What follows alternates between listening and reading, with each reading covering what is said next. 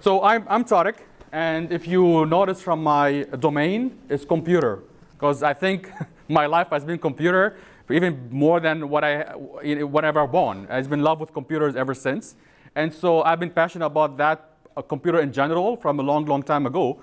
And I just wanted to kind of give you a brief about me from a perspective, non-professional, non-like education. That's on the side. It's just about computers. So I've been in computers when I was 6 years old, playing with, the first time I saw was Pac-Man on Atari, and that blew me away. How the graphics look like at the old days. Many of you maybe are new generation, so you might not recognize some of those pictures, but this is what we had. And then, I know I was always in love. I saw the Commodore. It's an old days. I don't know if you know about the Commodore. I saw the VIC-20, and I've been begging my parents to buy it for me. And so my first lines of code ever was 10 print hello, 20 go to 10. And then basically that's a basic programming language. It just scrolls down hello. And I was fascinated that I've done something on the screen that is changing. And then that just add more passion, and then started playing with Commodore 64 and Galaga. This is the games or computer and stuff that I always love. I still love today. I still have them, in some way or fashion. And then it just, from playing the Commodore and those games, I started getting into text adventure games. And from there, when text adventure games is like you're playing, hey, I'm in a castle and there's a dragon, what do? You kill the dragon. In what? Well, in the sword. So you have this interaction. That interaction, I had some curiosity, is like, how does the system interact? Because I didn't really have much guidelines. And that's eventually get into natural language processing in terms of, there's a pattern that you can write commands and you can feed in the system. And that kind of curiosity stayed. So even now, even to this years, this curiosity about computers and how the computer acts and thinks and how does it react and interact, that's blown me away. So that's my passion. And so computer has been my passion ever since. And now in my career, I've been involved in IoT development. I've been involved in machine learning, deep learning, coaching, doing everything. But I'm still curious as how the system works. So I'm going back in my history now, understanding computers in general. So that's my passion. I just want to know, what's your passion? You guys love AI? Great. You love computers? Great. So I just want to interact with all of you to, let's talk about AI for a second to see, just to get into how you guys start with it, how you start loving it and how you start involved with it. And I just want us to walk through the process.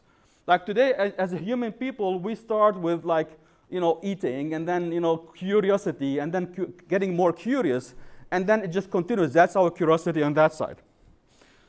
So let's say you want to start in AI, and traditionally today is, what do you do? As in AI, you're interested about artificial intelligence, what do? You typically go to Twitter, you look at certain machine learning experts, you read some tweets, it gets interesting. Then you go to LinkedIn, you find some, profile, you follow on those profiles and people writing things, and it's getting even more interesting. And then you go to YouTube, you watch tutorials, you read comments, and it gets you more excited. And then you take courses online. So you go to Coursera, edX, and you start following a course, follow Andrew Ng and so many other ones, very important figures in the machine learning, and you just start learning. They give you a predefined project. They set up all the environment for you. You have all the models set up, and now you're learning. You're getting excited. You get the certificate. You finished it. Then what? What? So you did everything, but then what do? What's next? What is that moment that you need to start into your own self-development or coming up with ideas? Then you ask yourself, so how do I start on my own? What projects would I do? How can I show my work? And you get all of that. I've seen so many, young professionals that are coming into the professional market wondering that they've taken all those courses, they've done all of the, material, they got A+ on their certificates. Then how do you get started? How do you get into the system? And then what languages? There are so many languages out there. Python is now the top language, but tomorrow it could be something else. And then what's the use case? How do I start? How do I leverage my knowledge? So all of those you're going to be wondering. Some people might be passionate in one area and then luckily get into a certain environment that what they're passionate about, and they get lucky, and then they grow. And some people have more challenge to try to find their way into the system. And it gets more difficult. If you want to like pick a technology or pick an environment, there are so many tools, languages, platforms, AI tools, and then you just go to the companies out there. There are so many. So the world is full of ideas, technologies, and all of that. So everything could be overwhelming. So you might like, where do I start? Again, it goes back to the point. So here what I was saying is that, Goethe once said, everything is hard but before it's easy. So sometimes it could look overwhelming, but if you go back to the essence of technology and computers, it might actually look easy. It might actually be easy than what you think. So here's what I'm just following what Napoleon Bonaparte said, is that if you want to get something done, just do it yourself. So what I'm proposing here is, this applies to machine learning as well, is a do-it-yourself mechanism. So what I want to say is that, there are so many technologies, courses, perfect. I know there's certificates from IDEA, that's perfect. But I want to encourage also for you to understand the essence of computers in general, and of course machine learning.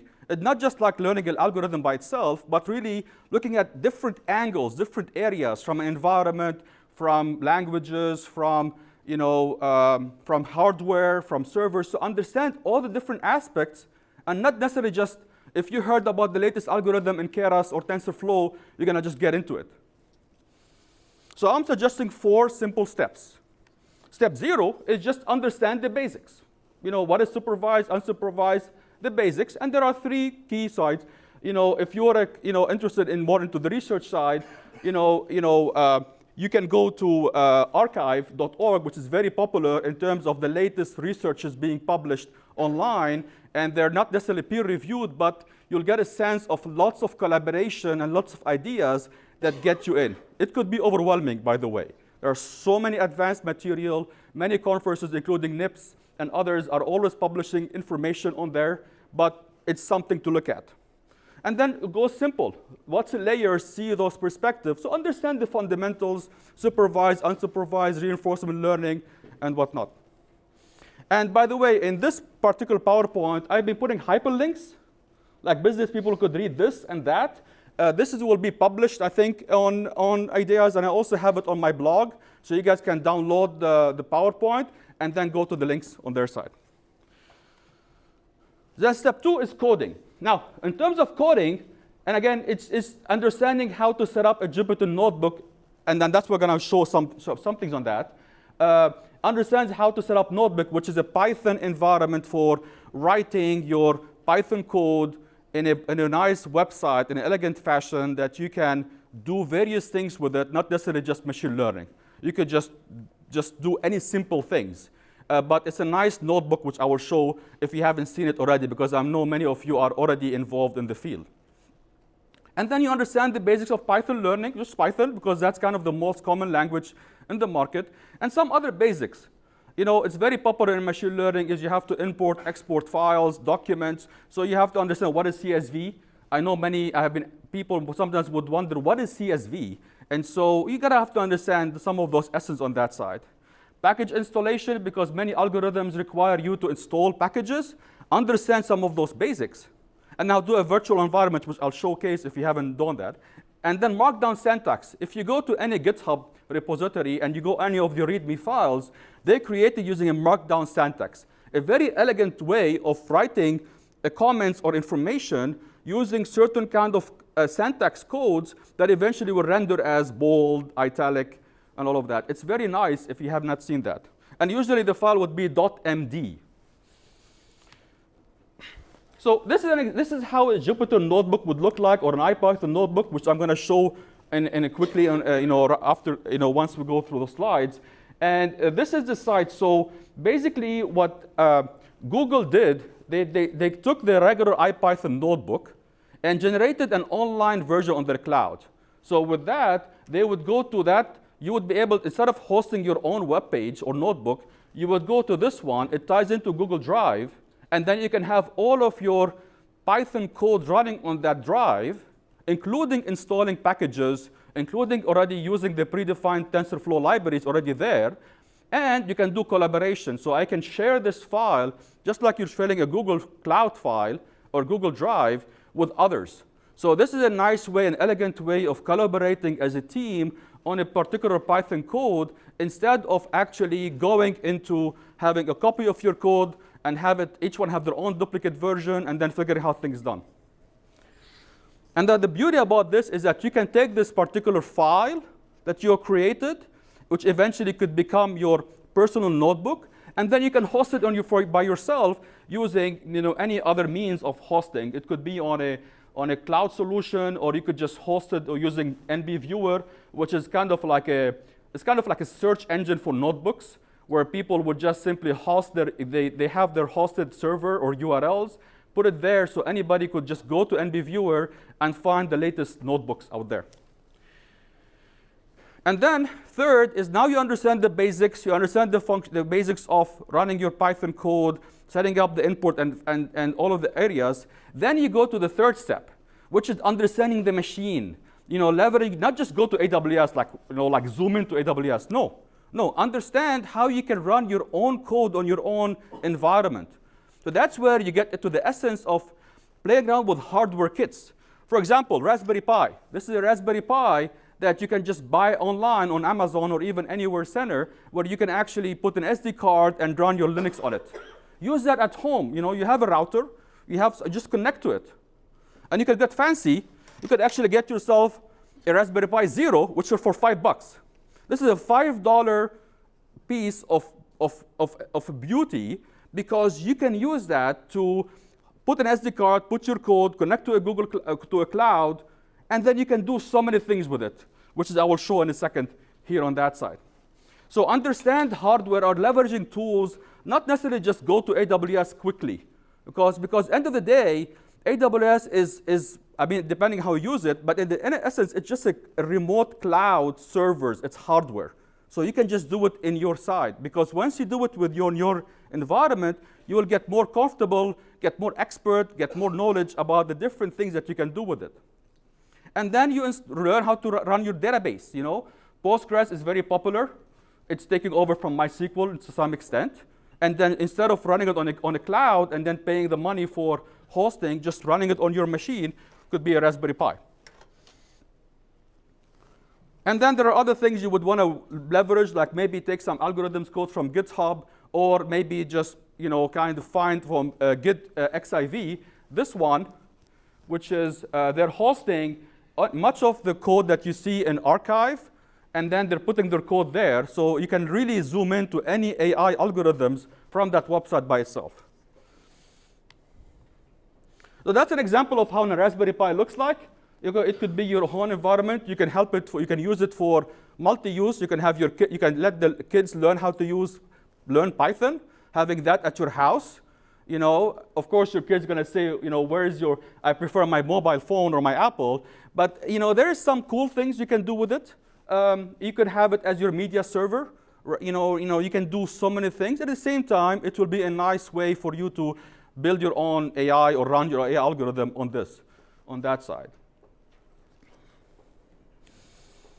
And then finally, do it yourself. So once you understand, now you know machines, servers, hardware, you understand the algorithms, you're comfortable with that. Now you get more fancy, you get more advanced. And that's where now when you go and just go use AWS or use Google Cloud or Microsoft Azure, because they have lots of things hosted on their cloud. Many of them cost money, but lots of them giving you a free access for some time. Like Amazon gives you a 1-year access to try everything. You just have to remember to disconnect or change your credit card, because you will get a big bill after 1 year. And it happened in Verizon. My previous company, they had a few folks kind of wanted to learn some stuff, and then they just selected every single thing on Amazon. They just tried them all. And then you got a $60,000 bill for 1 month. So you gotta be careful. Again, learning makes practice.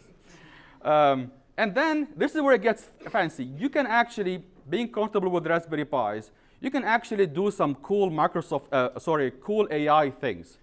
Google did this AI, which is do-it-yourself AI engine. And so you have two of them.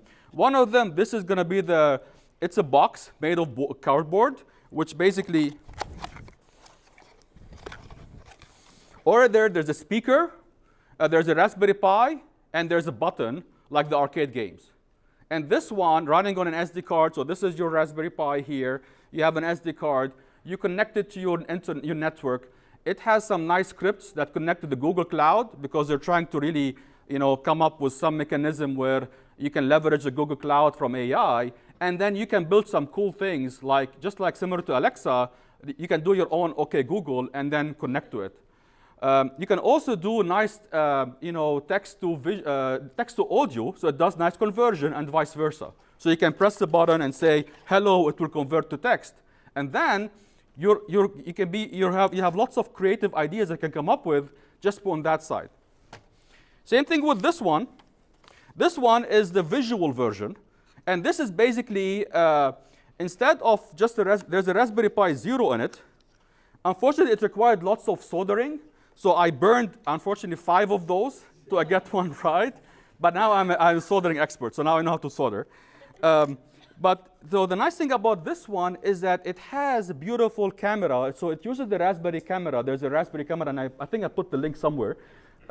So this is the camera here. You have a sensor, because when I put my face, it's gonna kind of blink that there's a face here. And there is some nice algorithm that's predefined. So it's for, when you smile, it makes a sound or makes a different color. So basically, they've trained an algorithm using convolutional neural networks on Google Cloud, on TensorFlow. They did all of the training, and then with some different people smiling and not. And then they stored it on there, and then they just simply kind of simplified the data set, put it on a nice SD card, which you can download, and now you have a working prototype where you can actually, supposedly, if you smile, the colors will change. If you're sad, it must be a different color, so we'll see if that works. So, it's changing. That's sad. Now it's happy. And that's a simple thing you can do. By understanding the fundamentals of Raspberry Pi, how to set it up, you can understand what a Google Cloud is and how to set up, because you need to understand basics of, I had to do some setting up from my machine to the Google Cloud. There is some nice SDK for that, and so on. When you understand all of those previous steps I mentioned, you will be comfortable to do this or a million other things like that, or better than that. As long as you have your curiosity to be able to try things. You see, and it's not only about just knowing an algorithm. If it's about learning just TensorFlow, you can't do that by itself. You should understand Linux, basic Linux. You should understand, simple Python code, or probably something else. You should understand how to connect to a server, and so on. So that's why I'm advising you, especially for the young professionals, or even the older generation like I am, but they're still curious like I am, and to take everything around, not just simply algorithm. So don't get so detached to an algorithm, whatever Kera's latest version, or whatever you see on somebody publishing PyTorch or whatever. Understand the different essence of programming, of hardware, how that ties in, and then you can be so creative in so many things that you can do. For example, this is the ones I kind of burned in my devices. That one, for example, is a nice game using the old Atari games, and it's using reinforcement learning. So basically, some code for Python is called OpenCV, which helps you connect to certain games. And there's a library for Atari games. So you can actually train an algorithm that plays your breakout. In fact, this is how, if you hear about DeepMind and how it beat Go and how it now beat everything in the world, it started with basic concepts of reinforcement learning, playing games. And that ties into not just the algorithm, but the whole thing, from Python code, from libraries, from connecting, and all of that. Same thing for that one. So you're connecting things from games. And I've also put some sample code from GitHub. I didn't code them myself. I'm just using them, and they're on that website. So now you pick just a project, and then you become innovative. So I'm going to quickly jump and show you some of the code. How much time do I have? 10 minutes. Perfect.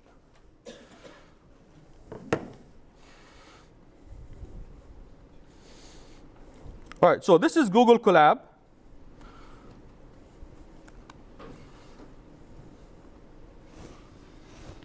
So in Google Collaboration, so this is like, you can just sign up to it. I think there's you give your email address and then they will give you a notification that you're added. It's probably by invitation, but it's very fast. I've seen many people, they request, they get access quickly. So on that side, it allows you to take any lines of code and then just like if you haven't used Python Notebook, or if you have, you just write the lines of code and it generates a command for you. So here I'm just printing hello, it's just printing hello back. If you become advanced into Python and machine learning and you want to use TensorFlow, you can actually write commands to install Python Flow, which I'll show in a sec. But basically, you start writing the commands, and then you also generate graphics on that side. And then you can share this just like you're sharing with any other Google Drive, and you let others do the same thing and work with you. So you can be collaborating on that particular project. If you want to import libraries, also using Google Collab, you can just simply use certain commands, like this one, that allows you to install anything that you want from this. Like here, if I want to install OpenCV, connect. See, and the Wi-Fi is,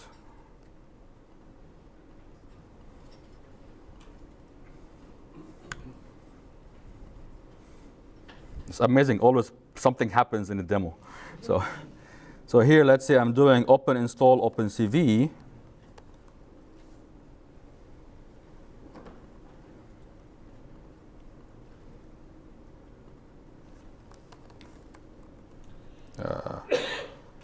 Or let's say something, let's say TensorFlow.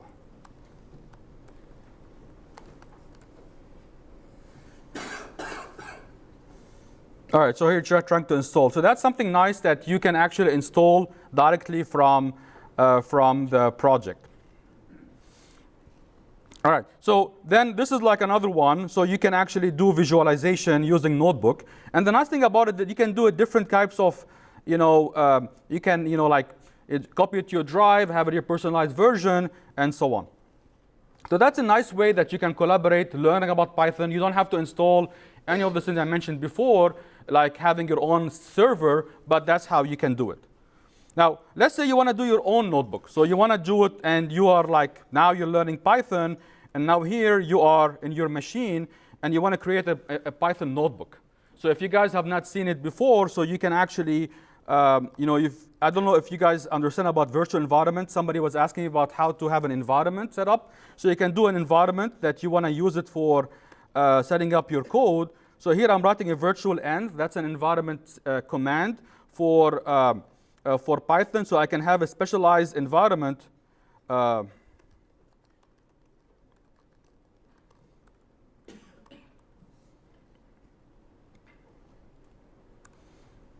So I'm creating a personal environment on my machine so I can run my notebooks on it. So that's how I would do it. I create a virtual env. It asked me I couldn't find the file, so I installed it using the command called pip, which goes back to what I mentioned in step 0 or 1, how to install.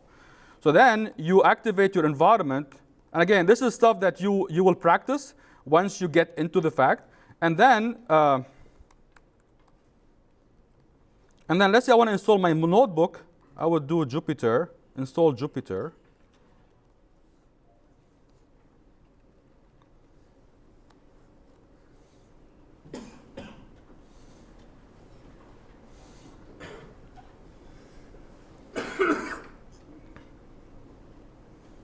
So now it's installing all the necessary libraries for Jupyter on my machine.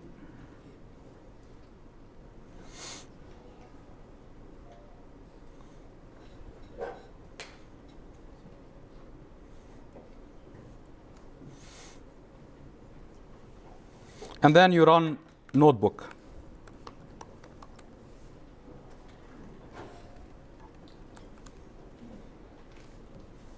So now I have my notebook here. I can create a notebook, and I say, like, for example, print, for example, hello. So it's printing. So you can. So by doing this, I'm kind of running my own notebook on this server, on this computer. And then by doing that, I can actually now, when I go and learn how to use AWS or Google Cloud, I can just create the instance. I don't have to use a predefined project like the Collab. Now, if I learn the commands, I can go to the server and do it there as well.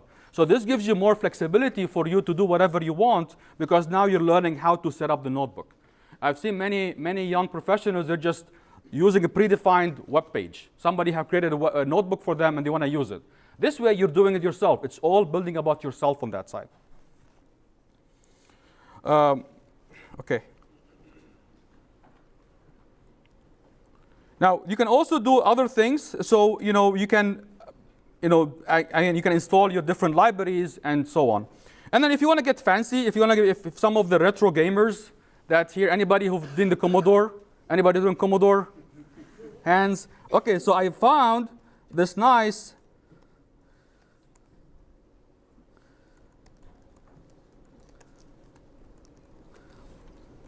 So I found there's a code for, there's an emulator for Commodore 64 where you can actually run a neural network.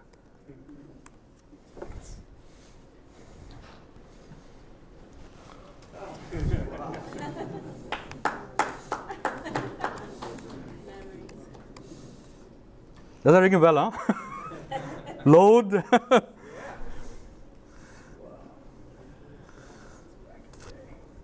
Yeah, when you're waiting and that it was a tape screeching, and then you just run. So you got some, teaching patterns.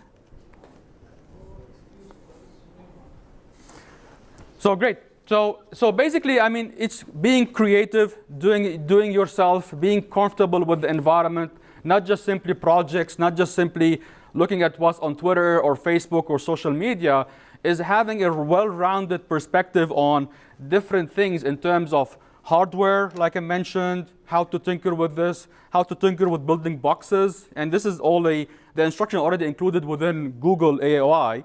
And also knowing how to connect to servers or machines and understanding the basics of programming, and Python and any language. And then you just have a lot of imagination that you can come up with that help you do whatever you want with it. OK, so that's what I had.